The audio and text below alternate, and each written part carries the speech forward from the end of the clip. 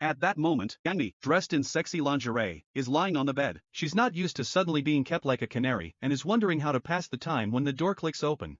Zhang Yi walks in and says, "Get up, I want to introduce you to a friend." Yang Mi is startled. Is he planning to pass me on to someone else? Zhang Yi laughs at her reaction. In the order of who came first, you should call her sister. Yang Mi looks surprised again. So, is she your girlfriend? She nervously asks. Zhang Yi hands her some clothes. Close enough. Yang Mi starts to think, me, an international A-list star, sharing a man with another woman? I can't lose to a village girl. She applies beautiful makeup to herself. I may lose in other ways, but not in poise. Watch how I trample you underfoot. Meanwhile, Joko also meticulously prepares herself. A woman's charm is the best weapon. The competition has just begun. After a long time of meticulous preparation, Yang Mi finally arrives in the living room. However, the moment the two women lock eyes, both are shocked and dismayed. It's you. At this moment, Zhang Yi stands in the middle, puzzled. Do you two know each other? Joka angrily tells Zhang Yi, this person is my cousin. But the relationship between the two women appears strained. Yang Mi pulls Zhang Yi aside and whispers, Zhang Yi, please, whatever you do, don't let Joka know about us. Zhang Yi scratches his chin and smiles. Us? What about us? Yang Mi is instantly infuriated. The transaction between us. Zhang Yi finds himself in an increasingly interesting situation as he looks at a furious Zhou Ku and a cautious Yang Mi. As it turns out, both the Zhou and Yang families are renowned for their scholarly traditions, boasting numerous talented individuals. Yang Mi chose the entertainment industry to become famous, willing to be an actress. Zhou Ku looks at Yang Mi disdainfully. If you were truly talented, you would rise through your own works. No one in the family would have such strong reservations. Don't you know why you're famous? People in the upper circles mock our family, because everyone knows you're like a public bus. The shame it brings is nauseating just to hear, let alone see you. Zhang Yi finds Yang Mi's expression behind him somewhat amusing. He waves his hand dismissively. I don't care about your past grievances. There are no more distinguished families or top celebrities here. You are now simply neighbors in adversity. The two women reluctantly shake hands, agreeing to live and let live. Then Zhang Yi takes them to the underground garden, filled with lush vegetables and plants. He tells them, your daily tasks, besides household chores, are to take good care of these plants to secure our logistics. Both nod happily, glad to have something to do to avoid idleness and potential conflict. Under the same roof. Afterwards, Zhang Yi sends Joku upstairs to tidy up the bedroom, leaving a grateful Yang Mi behind. She says, thank you for keeping our secret just now. I already owe my cousin so much. If she finds out that I'm competing with her for a boyfriend, she'll be heartbroken. So could we keep our relationship a secret from her going forward? Zhang Yi has other plans in mind. With only 3 people in such a large shelter, staying hidden would be no easy feat. Zhang Yi quickly agrees to Yang Mi's request, to show her gratitude for keeping their secret. Yang Mi offers to cook for Zhang Yi. He's somewhat taken aback. A big star knows how to cook. Yang Mi heads to the kitchen. Don't assume all celebrities are useless. Actually, I find cooking relaxing when I'm bored. However, to her dismay, she finds the kitchen devoid of ingredients. It's the proverbial case of no rice to cook even for a clever woman. Yang Mi searches fruitlessly, finding nothing. Watching Yang Mi pace back and forth, Zhang Yi can't help but admire her figure. He walks up behind her and exhales lightly. Yang Mi stands up nervously and dodges back, glancing worriedly upstairs. Her face turns red as she asks, what are you doing? Didn't we agree not to act like this? What if our relationship gets discovered? Zhang Yi smiles. I can't help it. You're too captivating. He then produces a heap of ingredients from another space and places them on the table. Yang Mi's eyes widen in amazement. Oh my god, how do you have so much stuff? I can't believe my eyes. Food is so abundant. Even in this apocalyptic winter, it feels a bit too luxurious. Zhang Yi playfully pats Yang Mi's hips. No worries, we'll eat like this from now on. After some cooking, Yang Mi calls Zhang Yi and Jokor to eat. Zhang Yi looks at the spread before him with great satisfaction, while Yang Mi and Jokor each have their own thoughts. Jokor tastes the base and immediately frowns in disdain. Too much salt. How can anyone eat this? Yang Mi eats her rice, her head down, feeling somewhat guilty. After all, under such circumstances, it's not easy to get the seasoning right. Zhang Yi watches all this unfold, smiling internally. He's purposely fueling a rivalry between the two women to ultimately benefit himself. He quickly picks up a dish with his chopsticks and feeds it to Jokor. Kor, this one is less salty. Feeling pleased, Jokor eats it and immediately starts to act lovey-dovey. Food always tastes better when brothery feeds it to me. Yang Mi, sitting off to the side, watches the pair's performance with a heavy heart. That night, Jokor nervously asks Zhang Yi, who's better, Yang Mi or me? She saw what happened in the kitchen earlier that day. Using his player-like acting skills, Zhang Yi reassures her, don't think too much. Baby, you're the one I love the most. Upon hearing this, the innocent Jokor immediately hugs Zhang Yi tightly. I knew it. Brothery loves Jokor the most. Zhang Yi thinks to himself, you really are naive. Although he appears passionately devoted to Jokor, he's never truly been in love with her. Being with her simply satisfies his basic needs as a man. Love, to him, is just a disease that makes people lose their reason. For the past few days, Zhang Yi has been leisurely practicing shooting at Lark Manor. Suddenly, his phone rings. As he's about to answer, he realizes it's not a voice call, but a regular phone dialing. Considering all electrical grids have been down since the apocalypse, and virtually everyone he knew is gone, he's curious about this unknown number. Even if you're a god, I can't be bothered, he mutters, promptly hanging up and blocking the number. Oddly enough, within 2 minutes, the same number calls again. This time,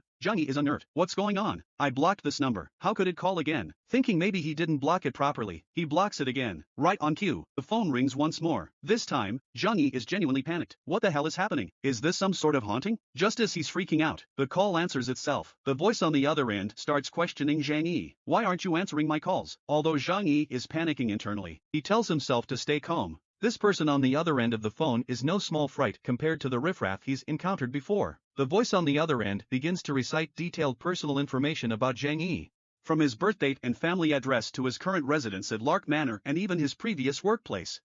At this point, Zhang Yi can't hold it any longer. Who are you, and how do you know so much about me? The man on the other end, fat bro, chuckles. Don't worry, just give me the supplies you have and I won't expose your information. Upon hearing this, Zhang Yi bursts into laughter. Did you take the wrong medication? You think you can blackmail me for supplies based on this information? Go ahead and expose it. I couldn't care less. Fat bro continues. What if people find out you have the supplies that went missing from the South City warehouse? What then? Gritting his teeth, Zhang Yi starts to play dumb. So you say I have them and that makes it true? Who would believe you? Besides, I'm just a small-time supervisor. How could I possibly be connected to the theft at the South City warehouse? Fat bro calmly replies. Don't try to play games with me. I might as well tell you. I'm Lu Fengda from Intelligent Cloud Group. Hearing this name, Zhang Yi freezes. Lu Fengda is a top dog in the domestic information field. The fact that he's caught the attention of someone like Lu Fengda makes it crystal clear that hacking his phone would be child's play for him. Suddenly, a thought strikes Zhang Yi. If this guy can hack into his phone so easily, what about the computer systems at home? Has he hacked into them as well? But then he reassures himself that the probability is low. Like him, Lu Fengda is also trapped in Lark Manor, which would limit him to basic operations like hacking a phone. If he had indeed compromised the computer systems at home, he wouldn't need to call and threaten Zhang Yi over the phone. Thinking quickly, Zhang Yi decides to play it cool with Lu Fengda. Lu Fengda then boldly states, since you can support 2 women, you should have no problem supporting me as well. As long as you provide me with the supplies I need to live, I will keep your secret safe. Additionally, I can help you maintain your cybersecurity to protect against other hackers. Smiling, Zhang Yi responds, Mr. Lu, you must be joking. I did work as a warehouse supervisor for a while, but a minor supervisor like me doesn't have much authority. Lu Fengda immediately fires back. Zhang Yi, don't try to outsmart me. I've been around long enough and seen enough to know that you must have those stolen supplies from the warehouse. I can gather a lot of information about you through your phone. Fuming internally, Zhang Yi thinks, this damn old man, I must find a way to take him down. Realizing he can't hide the truth anymore, he admits, I do have some supplies, but not many. As you know, my living space is limited. I've already packed and sold the excess supplies. Lu Fengda doesn't care about the amount, he just wants his needs met. If Zhang Yi doesn't agree, he threatens to leak the information and have people with special abilities target him, the consequences of which are obvious. Rubbing his forehead, Zhang Yi realizes he's up against a tough adversary this time. Regardless, he's made up his mind to deal with Lu Fengda once and for all. Verbally agreeing, he says, I can provide you with some supplies, but you have to keep a secret. Upon hearing this, Lu Fengda happily replies, don't worry, I'm not foolish, only you and I need to know about this. Right now, I need things like food, liquor, cotton socks, and underwear. Have them sent to Villa 302 in Lark Manor, and don't try any tricks. If I'm not pleased, I'll leak the information and you'll be in big trouble. After hanging up, Zhang Yi already has a plan in mind. This Lu Fengda must die. He walks into the living room where Zhou Ke is sitting on the couch, taking a big gulp of water. He says, Zhou Ke, I have something to discuss with you. As Zhou Ke leans in, Zhang Yi explains that their location has been discovered. He briefly fills her in on Lu Fengda's actions, mentioning how Lu Fengda knows that he has a large amount of supplies and is therefore trying to blackmail him. After hearing everything, Zhou Ke also feels that the situation is complicated. She thinks for a moment and says, I have indeed come across such people. They may not be as cunning as one might think, but they're certainly highly intelligent. Their moral standards, however, are quite low. Otherwise, they couldn't be real businessmen. Zhang Yi is a bit at a loss for what to do. He really wants to kill this guy. However, he was worried that this bastard might have a backup plan, making him hesitant to act.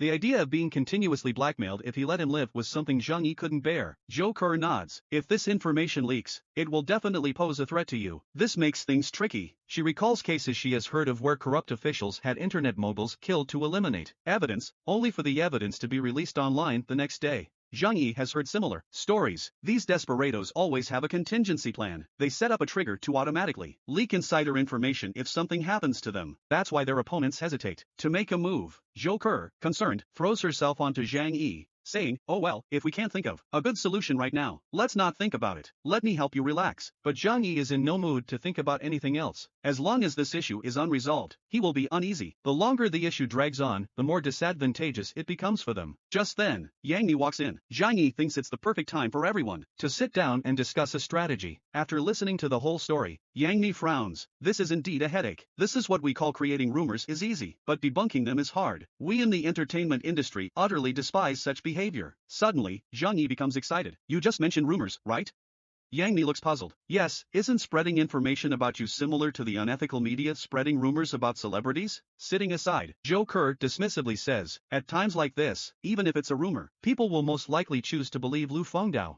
Zhang Yi, supporting his chin with both hands, thinks quickly. Although Lu Fengdao holds information on me, it's not conclusive evidence. But if this information gets out, it will certainly cause me a lot of trouble. Since I can't stop him from releasing the information, why not muddy the waters? Let's treat this situation as if it's a rumor. Zhou Ke and Yang Mi look curiously at Zhang Yi and ask in unison, what are you planning to do? Zhang Yi gives a mysterious smile and turns to make preparations. He heads to the control room and calls Lu Fengdao. Is your stuff ready? Zhang Yi asks impatiently. What's the rush? Do you really think I have a lot of supplies? If you didn't have something on me, I'd really want to kill you. On the other end of the phone, Lu Fengdao bursts into laughter. You want to kill me? You're too green for that. If something happens to me, your secret will automatically be sent to every person's phone in Heavenly Sea City. You better weigh the consequences. At this moment, Zhang Yi's brain works at top speed, and he comes up with an idea. Fine, you win. Wait there, I'll bring the stuff over. He hangs up the phone, a faint smile appearing at the corner of his mouth. He turns on his computer and posts multiple threads on the few remaining forums in Heavenly Sea City. The mystery of the Walmart warehouse theft. Did Walmart steal from itself? Was the stock moved back to the country? Where did Walmart's billions of dollars of supplies go? According to eyewitnesses, armed forces appeared that night, highly confidential escort, police are mum on the issue, and various other sensational news. The best way to bury the truth is to bury it among lies. The end result is that nobody can tell what's real and what's not. In this way, even if Lu Fengdao tells the actual truth, naturally, no one will believe him. Up to this point, Zhang Yi has employed every means he could think of. Whether it will be successful or not now depends on luck. But one thing is clear, Lu Fengdao must die. Following Lu Fengdao's instructions,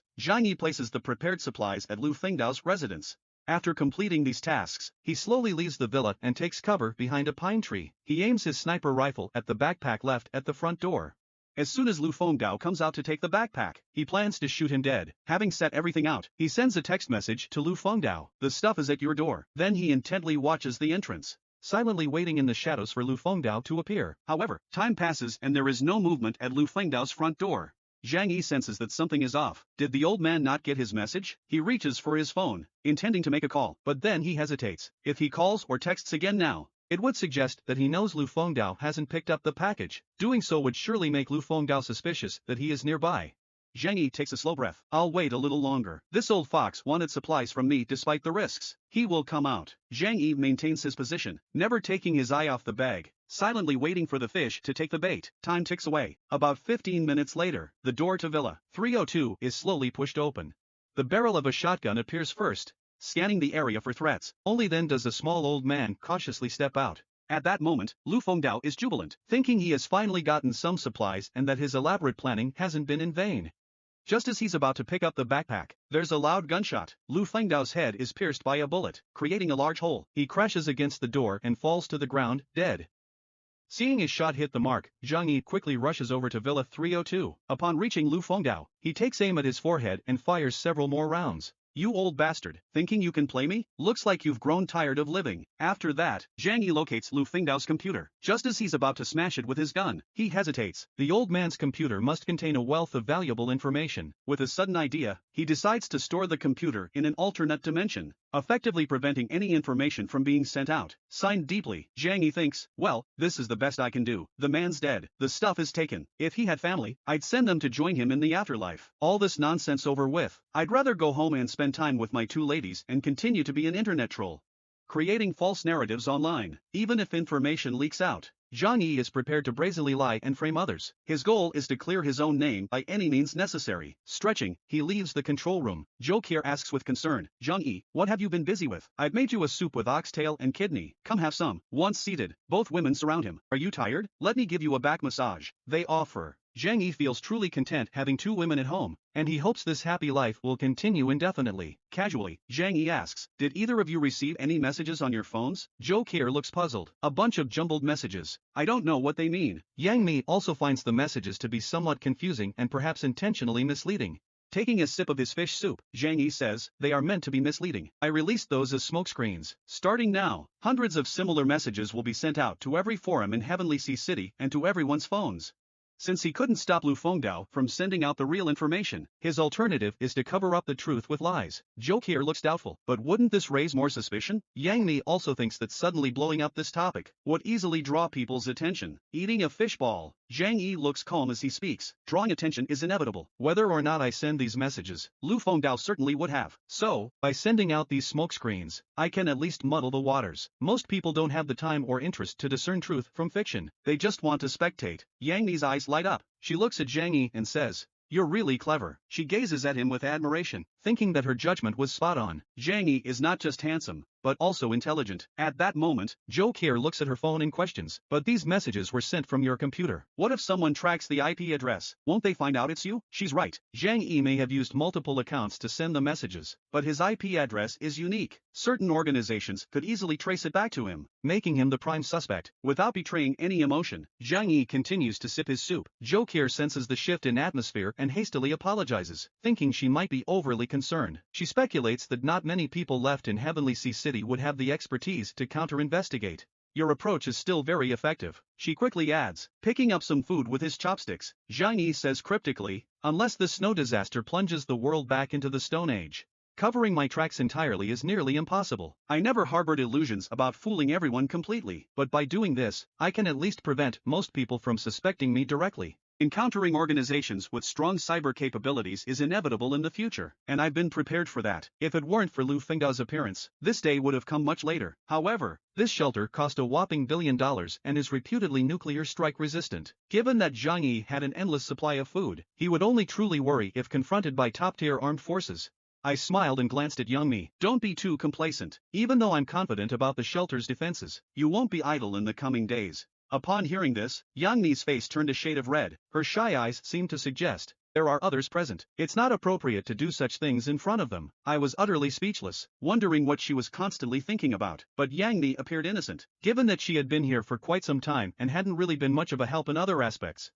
I gave her a playful smack on the head and said, I'm talking about setting traps. Holding her head with a look of innocence, Yang Mi replied, we don't know how to set traps. I stood up and spread my hands. While this house boasts top-notch defenses, it seems to lack countermeasures against human threats. We are seriously lacking in defensive weapons inside the shelter. So, I plan to lay a tight network of traps around the shelter. If anyone dares to target me, they'll find it a one-way trip. Upon hearing this, both women seemed instantly invigorated. Ever since Yang Mi's arrival, Zhou Ke had also gradually become more security conscious. They both eagerly nodded, competing to assure, whatever it takes to keep you safe, we will do it. Yang Mi added, I might not understand traps, but I'll do my best. Nodding, I stood and took out a large pile of hardware from another dimension. Most of it consisted of items like steel nails and animal traps. I picked up a steel nail and began to instruct them on its usage, reminding them to remember the trap's layout. Zhou Ke and Yang Mi realized the looming danger, and were particularly attentive during the lessons. Just scattering nails on snow won't pierce anyone, I explained, taking out a wooden board and nailing a spike onto it. This way, it'll puncture the foot, but steel nails are too smooth. They can be easily pulled out. I then produced a box of screws. If combined with these screw threads, they'll be much harder to remove,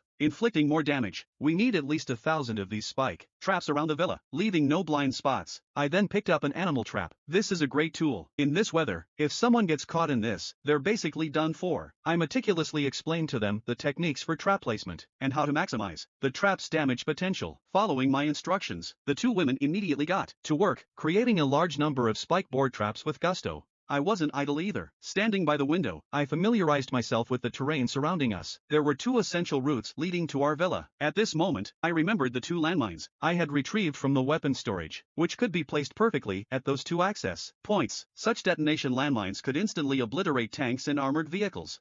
If a person were to trigger them, they'd be reduced to mere fragments. I mentally noted that I would have to be careful and avoid these mines when stepping out in the future.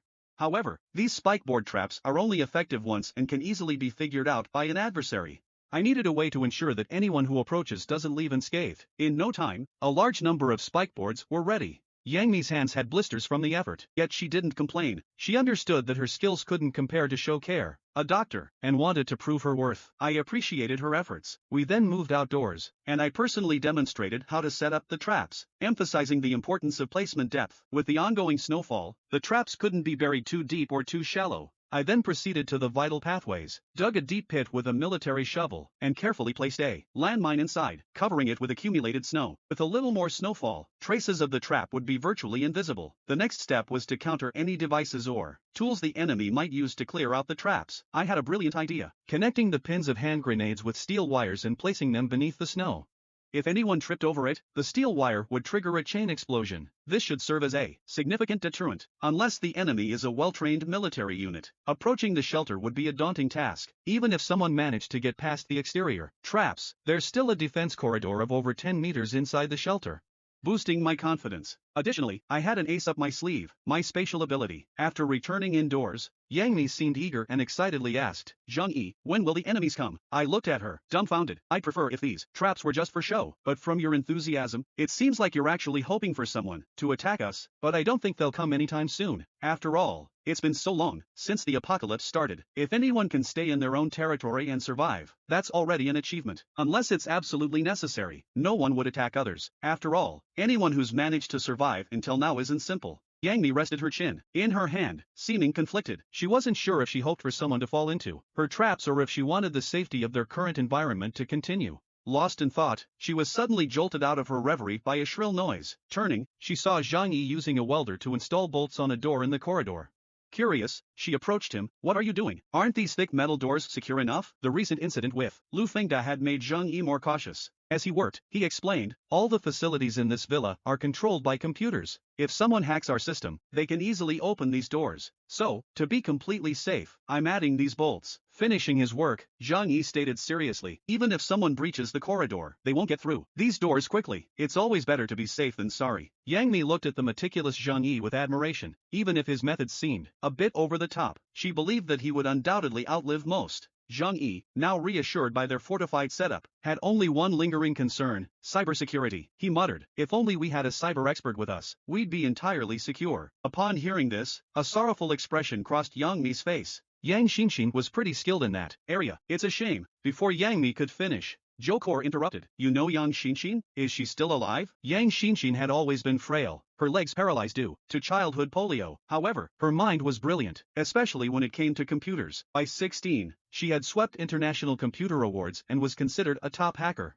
As Zhang Yi listened to Jokor's account, he couldn't help but feel wistful. If they could find Yang Xinxin, everything would fall into place. Yang Mi shook her head. "I lost contact with Yang Xinxin a long time ago, especially after the snow disaster. I fear the worst." Teasingly, Zhang Yi remarked, "Maybe she just didn't want to deal with you. After all, apart from being pretty, you don't offer much in the eyes of geniuses like her, who would seek your help in a crisis." Yang Mi, bewildered, playfully punched Zhang Yi in the chest, exclaiming, "Zhang Yi, you're terrible." Zhang Yi felt a tinge of regret. If this Yang Xinxin were still alive and could join their group, or more precisely, his harem group, it would be an excellent choice. Given the good looks of the two sisters, the younger sibling would likely be just as beautiful. Now, all that was left to do was wait. After dealing with Lu Fengda, he predictably set up a program in advance. He sent a text message to everyone in Heavenly Sea City. My smoke bomb successfully drowned out this message. Not even a ripple was stirred. Moreover, the content of Lu Fengda's text message merely revealed my identity and address, as well as the possibility of possessing stolen goods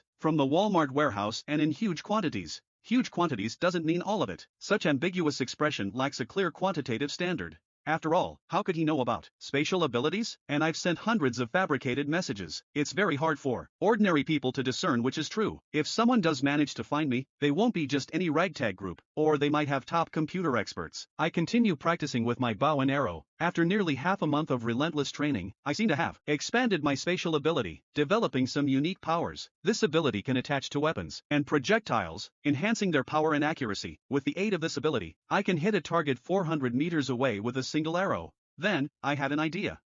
What if I apply this ability to close combat weapons, or even to my body? The results were surprisingly good. With the ability enveloping my body, the air resistance I faced greatly reduced. My speed increased manifold. With greater speed, my dodging ability also improved, making escapes much quicker. I've grown to like the abilities I possess. Though they seem simple, they have infinite developmental potential. I can even feel that I've only scratched the surface of an iceberg. I can't imagine how powerful it would be if fully developed. Suddenly, my stomach growled. I quickly took out 2 chocolate bars and stuffed them into my mouth. It seems this ability does consume a lot. After all, power comes from cells. To maintain strength, I must replenish with food. That means, the strength of a mutant depends on the amount of food they have, no matter how powerful the opponent's abilities. Without food, they can't use them. Thinking of the inexhaustible supplies in my own space. In that case, am I not invincible? At least, I can wear them down with unlimited supplies. Meanwhile, in an underground shelter, Chen Xinyan, the leader of the West Mountain Organization, is worried about the base's energy problems. Just then, the Secretary Jero enters with a stack of documents,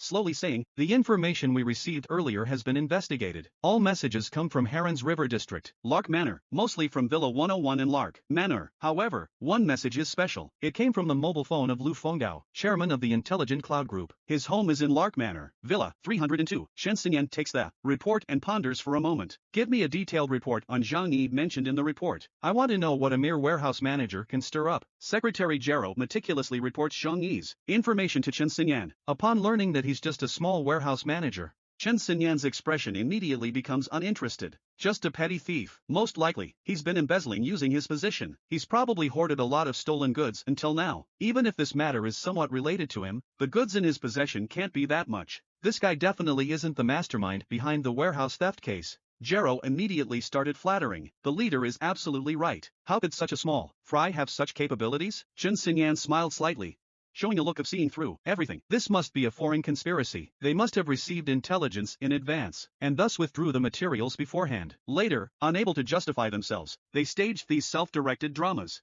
Jero continued to butter up. The leader's judgment is indeed brilliant. How could these little tricks ever deceive the leader's legal eye? So, should I look into this Zhang Yi? Shen Xinyan pondered for a moment. We haven't searched the Heron's River District area yet. Send a few people to take a look. Maybe we'll find clues about that batch of materials. After his last battle with me, his abilities were questioned by the villagers. Shen Lei himself was deeply affected. He thought he was the chosen one in the script, possessing top-level abilities, then opening a harem and reaching the pinnacle of life. But he never imagined he would be so vulnerable. The sensitive Chen Lei became increasingly decadent, rewarding himself 5 or 6 times a day and whining about the world, with his phone in hand. One day, browsing his phone out of boredom, the sudden influx of fake messages he received days ago seemed unusual to him. He vaguely felt this might be related to the mysterious person who scared him that day. As an otaku, Shen Lei had some tricks up his sleeve regarding computers. He quickly spotted something fishy in the messages. The IP information source caught his attention. Zhang Yi, warehouse manager, Walmart South warehouse theft case. This was the biggest news just before the apocalypse. Chen Lei always thought it was a self-directed farce, but now it seems it wasn't unfounded. Did he really empty the Walmart warehouse all by himself? Chen Lei suddenly became excited. The imaginations of otaku are naturally wild, and being a mutant himself, everything became understandable. This man named Zhang Yi might have awakened a spatial domain ability, like a vacuum cleaner with infinite capacity, capable of taking in a large amount of objects. The ice and snow he controlled disappeared in front of him that day, but later the ice and snow were released again. It wasn't as simple as a rebound attack. It was like my attack was taken into another space, then released in the opposite direction. At this moment, Shen Lei had a realization. He must be a spatial mutant. The stolen goods from the Walmart warehouse must be in his alternate space. No wonder he owned a luxurious snowmobile rarely seen in the South. Thinking of this, Shen Lei felt a huge blow. He actually possesses spatial abilities. How enviable. Compared to his, my abilities are several levels inferior. Is he the real protagonist? Am I just a weak antagonist? Will I become his experience bag? Shen Lei's mood took a great hit. After all, compared to such rare abilities, his ice and snow powers seemed too effeminate. and his abilities were completely countered by Zhang Yi's. It seems he really was just a small fry, destined to become Zhang Yi's experience bag. Lei also realized the gap between his strength and Zhang Yi's. At that moment, an idea came to him. Since he couldn't defeat Zhang Yi, he decided to join him. That way, he could still be a secondary character. Thinking this, Lei sprang up from his bed. I need to warn the villagers first. Don't provoke him. After all, there are too many fearless fools in the village. Lei jogged all the way to the village chief Su Dongxian's house. Breathlessly, he shouted urgently, "Third Grandpa, there's trouble. I have something very important to report to you." In the past, the village chief hardly bothered with a waste like Lei. But now, since he awakened his ice and snow abilities, becoming the strongest fighter in the village, the chief had to give him some respect. Lei immediately shared all the information he had with the chief. We are no match for Zhang Yi. Lark Manor is too close to us. I suggest telling the villagers to stay away from there, and better not to fish around that area either. However, the village chief seemed indifferent to these warnings. More intrigued by one piece of news, he looked at Lei with wise eyes. Are you saying the notorious Walmart warehouse theft case? Before the apocalypse was done by that guy, and all those billions worth of goods are in his hands? Lei nodded repeatedly. It's very likely he might have awakened a spatial ability, and sneakily put all the goods into his alternate space. Hearing this, Su Dongxian's eyes lit up, muttering to himself. He said, if we could seize those goods, our Su family town would never have to worry about food again. Lei was shocked. We really shouldn't be eyeing his goods. But Su Dongxian looked disdainful. You're too cowardly. Our village has thousands of people. Are we really afraid of one young boy? Lei was speechless for a moment. The chief continued thoughtfully. You coward, afraid of death. When I was young, fighting with neighboring villages over water and land, didn't we always end up bloodied? Now, in these Duordite times, for our Su family town, even if it costs a few lives, so what? Lei was extremely frustrated. His good intentions had backfired. Meanwhile, in Lark Manor, I was tasting the newly opened 1982 La Fight with Two Sisters. If not for the dangers outside, life in this villa was like a paradise. Even Yang Mi, who had always fantasized about leaving after the apocalypse, was gradually immersed in this bliss, unable to extricate herself. Just then, a scream from outside shattered the tranquility. I suddenly stood up, wondering if someone was attacking us. I immediately sensed something was off, and headed towards the balcony on the second floor. Taking out my infrared binoculars, I scanned the villa's surroundings. I saw a large group of shadows converging on the villa. Their identities were clear to me. They must be the villagers from the Su clan across the river. Considering the incident happened just 2 days ago, only such rash people would rush over without investigation. I retrieved a sniper rifle from my alternate space. Since they were so eager to court death, I was ready to oblige. They came in such numbers, clearly with ill intent. Anyone disturbing my peaceful life deserved death. However, these ordinary people were not much of a threat. The only concern was their mutant villager. If he also came, I would seize the opportunity to eliminate him as well. I searched the crowd for that mutant, letting the rest test the power of my traps. Meanwhile, the Su family town's advance team had reached the edge of the traps. Looking at the brightly lit villa not far away, it felt like a dream. After the frozen apocalypse, they had survived on stored food and fishing. How could they imagine that? Just across the river, in the affluent area, someone was living such a lavish life? One villager, lost in thought, walked forward. Suddenly, with a scream, intense pain shot up from his foot. The group quickly looked and found he had stepped on a board. It's dense, sharp nails piercing through his foot. In such freezing temperatures, such a wound could be fatal. The team leader urgently ordered him to be carried away, alerting others to beware of traps. The village chief, commanding from the rear, heard the news and immediately issued orders. It seemed the other party had prepared in advance, but this couldn't stump Su Dongxian. He instructed, use branches and sticks to probe ahead and advance. Slowly, I watched all this from afar, amused at their cleverness. The show was just getting started. Indeed, they managed to clear quite a few nail traps, and soon they were slowly closing in. Seeing the village chief cleverly counter the first wave of traps, the villagers got encouraged, gradually letting their guard down. Just at that moment, someone felt a resistance near their foot, as if they had tripped over a rope. The next second, a fireball shot into the sky. A huge explosion echoed through the heavens, instantly blowing a dozen people away. The villagers retreated in fear, but some hadn't walked far when they suddenly felt intense pain in their chests and faces. Lifting their clothes, they found they had avoided the explosion, but not the flying shrapnel. The injured villagers panicked, falling to the ground, rolling around and screaming. The team became chaotic. Suddenly, another loud bang. Someone carelessly triggered a grenade trap. The villagers were terrified, frantically scrambling back, but the snowy ground still harbored many nail traps. In the darkness, everyone was in disarray, losing their sense of direction. The scene was filled with wails, and was extremely bloody. After the first attack, the villagers suffered heavy casualties. Continuous nail traps and explosions turned the scene into a horrific spectacle. Some villagers began to retreat. They had never been so embarrassed in previous battles. Only then did the villagers realize the seriousness of the situation. They had to call Chun-Li. After all, Chun-Li, who could manipulate ice and snow, was like a human cheat code in these icy conditions. The villagers surrounded the village chief. Chief quickly asked Chun-Li to help. We can't afford more casualties. Su Dongshin's expression turned grim. He thought about how Chun-Li had warned him in the afternoon not to mess with Zhang Yi, and how he had scolded Chun-Li for being cowardly. But now, the first wave of attack had left the villagers bewildered. Meanwhile, I was quietly observing all this with a sniper rifle in hand, wondering why the ice and snow mutant hadn't made a move yet. There were so many people, I couldn't tell which one was the mutant. The villagers were less than 200 meters from me. Killing them was as easy as flipping a hand. Even if that mutant hit and attacked from behind, as long as he was within 2,000 meters, I could still snipe him. Su Dongshin was caught between a rock and a hard place, but asking Chun-Li for help was out of the question. He had already boasted in front of Chun-Li, claiming he could take down Zhang Yi without his help. Moreover, asking a grandson for help was simply unthinkable for him. Su Dongshin steeled his heart and loudly scolded, "Do we really become useless without Chun-Li? Who hasn't set traps in the mountains? When we were young, these child's play traps are only good for fooling wild boars. His house is just ahead. The monk may run, but the temple can't." Su Dongshin, for the sake of his own pride, chose to confront directly. He then handed a pair of binoculars to a villager. "Take a good look at that villa. See what's inside." Upon seeing the scene inside the villa, the villagers couldn't believe their eyes. The brightly lit house, the dining table laden with steaming delicacies, the luxurious furniture, and two fairy-like women leisurely enjoying their dinner. The villagers were tempted, but still apprehensive. After all, the snowy ground was full of traps. It still seemed better to call Chun-Li. With Chun-Li's abilities, just a slight effort would reveal all the traps in the snow. Hearing this, the village chief became furious. "You useless lot. It seems our village, except for Chun-Li, is filled with cowards. If you're scared, then go back home now. Don't embarrass yourselves here." This reverse psychology worked wonders.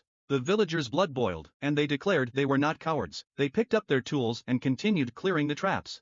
Seeing this, Su Dongshin nodded in satisfaction. "That's more like it. These child's play traps are nothing to be afraid of. With a bit of caution, they're harmless." After the village chief Su Dongshin's provocation, the villagers bravely continued to clear the traps. Learning from the first round of painful lessons, they quickly grew smarter. They started throwing snow blocks ahead from a distance, indeed triggering several traps. This boosted their confidence. "Just 100 meters more, and all the food and beauties inside will be ours." Su Dongshin also showed a smug smile. "I told you these childish traps are nothing. Shotgun team, keep up. They must have noticed us." Chun-Li said they have guns. "If they dare to shoot, we'll return fire immediately." The chief's cousin, a retired soldier, volunteered eagerly. "If that guy shows his face, I'll blow his head off." I watched all this through the scope, thinking they weren't too stupid. This method of clearing traps, indeed, hadn't crossed my mind, but the real show was yet to come. Primitive methods can only clear primitive traps. The upcoming high-tech ones should give them a real challenge. Yang Mi, having just finished eating, panicked upon seeing this situation. "There are so many people. If they break in, we're done for." Cho Kier, on the other hand, was calm. "I wonder how many will die this time," she said, not forgetting to mock the terrified Yang Mi. "Look at you, so cowardly. With that mouse-like courage, how will you ever follow our brother Zhang in the future?" The mountains of corpses and rivers of blood that Zhang Yi had created in the community.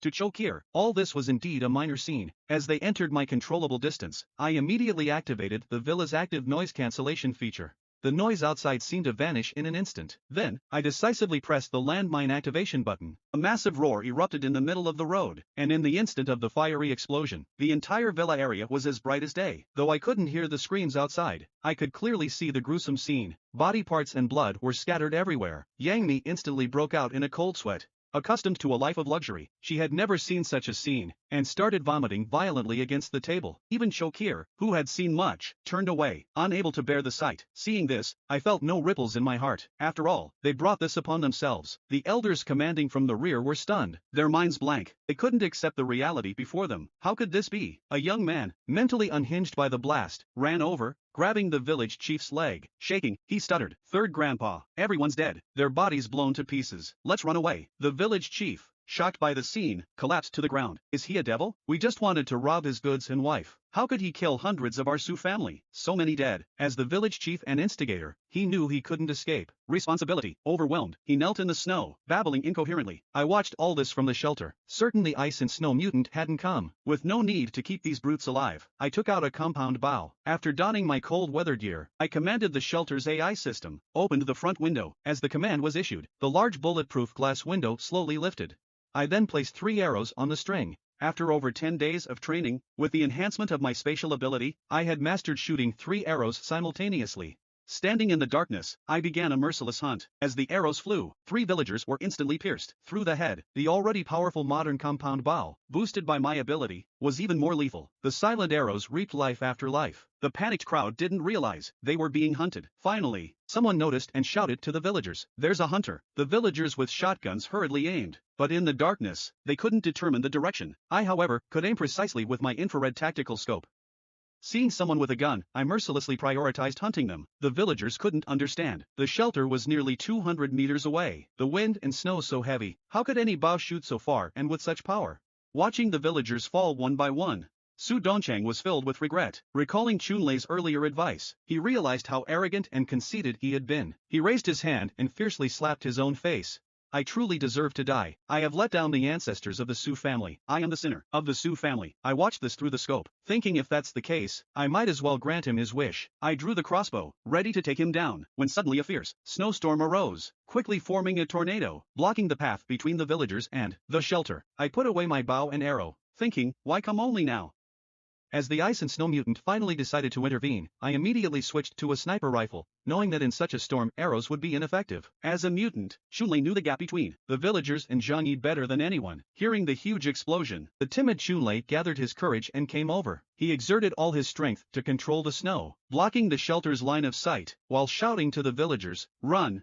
I can't hold this for long." In the shelter, seeing all this, I gave up shooting. With the view obstructed, blindly firing would only waste precious bullets, especially since there were only a few hundred boxes of ammunition left in the alternate space. Maintaining such a large-scale blizzard must be exhausting, and with about a kilometer to escape back across the river, I thought he couldn't hold on for long. Thinking this, I took various protective gear from the alternate space, then fully armed, I went downstairs to bid farewell to my 2 wives. "You two go take a bath. Wait for me to come back." Watching the decisive Zhang Yi, Yang Li felt a strong sense of security. Meanwhile, Chunlei was still struggling to maintain the blizzard. Realizing the gunfire had stopped, he secretly rejoiced. Has he stopped chasing? Thinking his tactic worked, but then a loud roaring sound of an engine echoed. Everyone heard it, the sound of an engine. A snow SUV suddenly burst out from the snow. I engaged the autodrive and took out an assault rifle for indiscriminate firing. The villagers screamed in terror. "Chunlei, he's coming." Use the blizzard to stop him. I looked in the direction of the voice, trying to spot the mutant among the crowd. Soon, a chubby figure caught my attention. While everyone was frantically running, only he occasionally turned back and gestured towards me. "It's you." With a loud bang, a bullet whizzed past Chunlei's ear,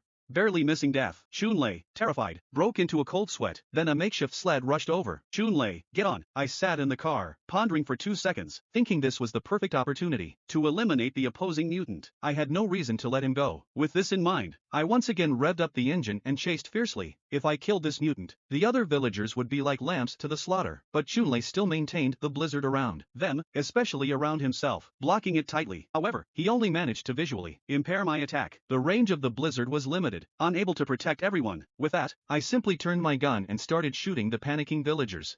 Watching the villagers fall one by one, Chunlei was in immense pain, but he was powerless to save everyone while protecting himself. I watched this scene with a sinister smile, wanting to see whether he valued his own life or his villagers more. In my relentless pursuit, the villagers' dog sled stood no chance against my luxury snow SUV, especially since they were dragging the bodies of their kin, intending to bury them properly, which slowed them down considerably. It was then that Chunlei realized the problem and urgently told the villagers to discard the bodies. Reluctantly, they did so, as burying the dead properly was of great importance to them, but they had no choice in this dire situation. These bodies slightly hindered my chase, but it wasn't a big problem. The autodrive's obstacle avoidance was quite strong, only slightly affecting my aim. Still, my shots were almost always on target, and the military sniper rifle, enhanced by my abilities, was extremely powerful, capable of penetrating 2 heads with a single bullet. Watching the villagers fall, Chunlei was in agony. Everyone looked at him with pleading and hopeful eyes, now depending solely on him. "Chunlei, think of something." In a moment of near despair, Chunlei had a flash of inspiration. Opening his right hand, a blue light shone from his eyes and palm. Suddenly, a crack appeared in the ice right in front of my chase path. Under Chunlei's continued effort, the crack widened, forcing me to temporarily halt my pursuit. Leaning out of the car window, I saw the crack extending for dozens of meters,